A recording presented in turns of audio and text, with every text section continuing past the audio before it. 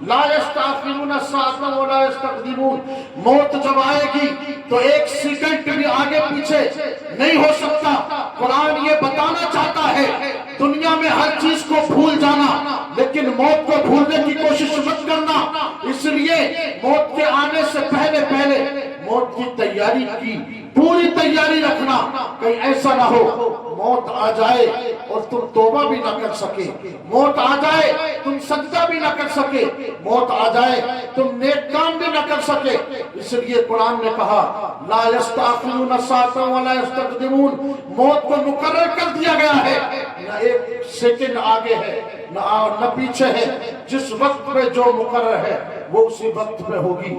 یہ final judgment ہے قرآن پاک پر موت کے بارے میں، اور موت کو مقرر کرنے کا مطلب یہ ہے کوئی طاقتور یہ نہ سمجھے کہ میں طاقتور ہوں تو مجھے موت نہیں آئے گی، کوئی دولت مند یہ نہ سمجھے کہ میں دولت مند ہوں تو مجھے موت نہیں آئے گی، کوئی بادشاہ یہ نہ سمجھے کہ میں بادشاہ ہوں تو مجھے موت نہیں آئے گی۔ موت کا مزہ تو بادشاہ سکندر اور نمرود اور فرعون کو بھی چکا دیا گیا اور دنیا کو بتایا گیا کہ موت کا وقت جب آئے گا تو چاہے بادشاہ ہو وزیر ہو، اپنا گھر بار آل اولاد چھوڑ کر کے زمین میں تم کو ملا دیا جائے گا اور تمہاری اوقات بتا دی جائے گی۔ اگر تم چاہتے ہو تو قبر میں اور آخرت میں تمہارا بیڑا پار ہو جائے تو اللہ کی بارگاہ میں سر جھکا جھکا کر بس آخرت کی تیاری کرتے رہنا، موت کی تیاری کرتے رہنا۔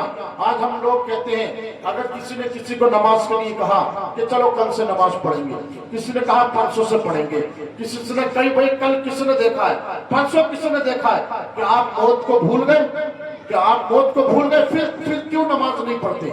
جب موت ہمیں پتہ ہے آنی ہی آنی ہے تو پھر ہم نمازوں سے دور ہیں، توبہ سے کیوں دور ہیں، قرآن پاک کی تلاوت سے کیوں دور ہیں؟ حضور کی حدیث پاک ہے، سرکار نے ارشاد فرمایا کہ موت سے پہلے اپنی زندگی کو غنیمت جان لو، اگر موت آ گئی تو موت کے بعد پھر تمہارے لیے سارے دروازے بند کر دیے جائیں گے۔ اس لیے سرکار فرماتے ہیں اگر اللہ نے جوانی دی ہے تو اس جوانی کو بڑھاپے سے پہلے اس کی قدر کر لو اور جتنے نیک اعمال کر سکتے ہو کر لو۔ جس دن جو لوگ یہ سوچتے ہیں کہ چلو ابھی ایک گھر بن گیا دوسرا بنا لو، ایک زمین اور خرید لیا دوسری خرید لو، ایک گاڑی اور لے آئے دوسری اور لے آؤ، ایسی تمنا رکھنے والے نہ جانے کتنے قبرستان میں لیٹے ہیں، ان سے پوچھ کے آؤ کیا تم نے کون سی تمنا پوری کر لی تم نے اپنی؟ اللہ اکبر میرے ساتھی عزیزوں، تو تمہیں ہر قبر کا مردہ یہ جواب دے گا کہ نہ ہم دنیا آباد کر سکے نہ آخرت آباد کر سکے، بلکہ زمین 70 بار بندے کو پکار کے کہتی ہے اکڑ کے مت چل، کل تجھے اسی زمین کے اندر آنا ہے۔ جب آنا ہے تو اپنے اعمال کو بہتر کر کے لانا، اپنی نیکیوں کے ساتھ آنا، گناہوں سے توبہ کر کے آنا۔ حدیث پاک ہے جو بندہ اپنے گناہوں سے توبہ کرتا رہتا ہے، نمازوں کی پابندی کرتا رہتا ہے، موت کا فرشتہ بھی آتا ہے تو اسے موت کا عذاب نہیں دیتا ہے بلکہ مبارکباد دیتا ہے کہ مبارک ہو کہ تو نے اللہ اور اس کے رسول کو راضی کر لیا۔ عزیزان آئیے میں آپ کو بتا دوں، ایک مرتبہ حضرت عمر فاروق اعظم رضی اللہ تعالیٰ اپنی محفل میں تقریر کر رہے تھے، لوگوں کو سمجھا رہے تھے، واعظ و نصیحت کر رہے تھے کہ ایک کھڑا ہونے والا بندہ کھڑا ہو گیا اور کھڑا ہونے کے بعد کہنے لگا اے عمر کیا یہ بھی جانتے ہو کہ موت کب آئے گی اور موت کب آنا ہے؟ موت کے بارے میں کیا کہتے ہو؟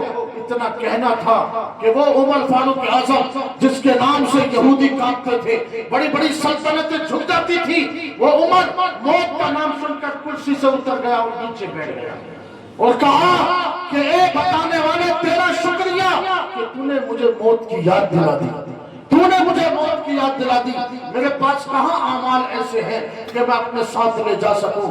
اللہ اکبر۔ حضرت عمر فاروق اعظم کو وہ بندہ اتنا پسند آیا، اس بندے نے کہا اے اللہ کے بندے، میں تجھے اپنے دربار میں ڈیوٹی پر مقرر کرتا ہوں، تو روزانہ میرے گھر آنا اور مجھے موت کی یاد دلاتے رہنا۔ یعنی مہینے کی تنخواہ دی، کہا کہ میں تجھے مہینے کی تنخواہ دوں گا، دن کا جو کھانا پینے کا خرچہ ہے وہ بھی دوں گا، بس تو مجھے موت کی یاد دلاتے رہنا، کہتے رہنا اے عمر تجھے ایک دن مرنا ہے، اے عمر موت کو مت بھولنا۔ اللہ اکبر۔ موت کیا ہے؟ ماننے کے لیے انہوں نے نوکری پہ ایک بندہ رکھ لیا، موت کی اتنی فکر۔ آج ہم ہر گناہ، ہر حرام کام کھلے عام کر رہے ہیں، موبائلوں کے ذریعے، ٹی ویوں کے ذریعے۔ ہمیشہ آج ہماری اولادیں ناچ گانوں میں لگی ہوئی ہیں۔ اللہ اکبر! کیا ان کو معلوم نہیں ہے کہ ہمیں مرنا ہے؟ استغفر اللہ! اگر ہمیں ایسے حالات میں موت آئی تو ہمارا کیا ہوگا؟ اللہ اکبر! حضرت عمر فاروق اعظم رضی اللہ تعالیٰ نے اس بندے کو، وہ روزانہ آتا اور روزانہ حضرت عمر فاروق اعظم کی بارگاہ میں آ کر کے کہتا ہے، عمر تمہیں موت آنی ہے، کیا موت کو بھول گئے؟ موت کے بارے میں کیا کہتے ہو؟ وہ بندہ 1 نہیں 2 سال نہیں، کئی سالوں تک اس کی نوکری یہی تھی کہ وہ آتا تھا، حضرت عمر فاروق اعظم کو موت کی یاد دلاتا تھا۔ اور عمر فاروق اعظم کے دل میں خوف خدا اتنا تھا کہ جب بھی موت کا ذکر ہوتا یا قرآن پاک پڑھتے تو رو رو کر کے ان کی آنکھوں سے آنسو جاری ہو جاتے، اور جب وہ روتے تھے تو دل کانپتا تھا اور اپنے سر کو سجدے میں جھکاتے تھے۔ اور عمر فاروق اعظم نے اس بندے کو کہا کہ دیکھ، آج سے تیرا کام ختم، اب تم یہاں میرے دربار میں مت آنا۔ کہا کہ حضور کیا غلطی ہو گئی، کیا گستاخی ہو گئی کہ آپ روزانہ مجھے یاد دلاتے تھے موت کی، لیکن میں تمہیں آپ کو روزانہ موت کی یاد دلاتا تھا، لیکن میرا گھر بار آپ کے اس سے چلتا ہے۔ آج مجھ سے کیا غلطی ہو گئی کہ آج آپ نے ڈیوٹی کا منع کر دیا؟ کہا کہ اب تیری مجھے ضرورت نہیں ہے کہ موت کی تو مجھے یاد دلائے گا، بلکہ میری داڑھی میں ایک بال سفید ہو چکا ہے، یہ بال سفید مجھے روزانہ میری موت کی مرنے کی یاد دلاتا رہے گا، اس لیے کہ اب یہ بال سفید ہو چکا ہے، اس کے بعد اب کالے بال لوٹنے والے نہیں ہیں، جوانی لوٹنے والی نہیں ہے، بچپن لوٹنے والا نہیں ہے۔ اب تک تو میں جوان تھا تو میں غافل تھا، نہ جانے ابھی کیسی زندگی ہوگی، لیکن یہ بال مجھے روز یاد دلائے گا۔ اب سب کچھ ختم، اب تیرا آخری سفر شروع ہو چکا ہے۔